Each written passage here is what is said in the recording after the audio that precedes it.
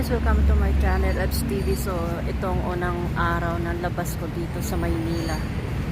Siyempre dito tayo muna didiretso sa mahal na Poong Jesus Nazareno sa Quiapo.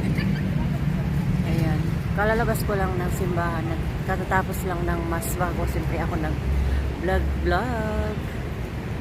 Welcome to, nakapasok ako ulit sa simbahan ng Quiapo after almost 4 years. Ayan, naiyak ako sa loob guys, sobra, hindi ko napigilan na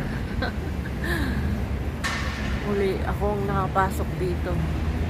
So ayan, sa linggo babalik ako dito sa Friday, and then siyempre ito ang una kong pinuntahan talaga. Pagdating ko kahapon nagpahinga talaga ako dahil nakaramdam ako ng jet lag. So pagising ko ng umaga, dito na ako dumiretso. Kaya ayan, nakasimba tayo ng maaga sa Quiapo, hindi pa masyadong matao.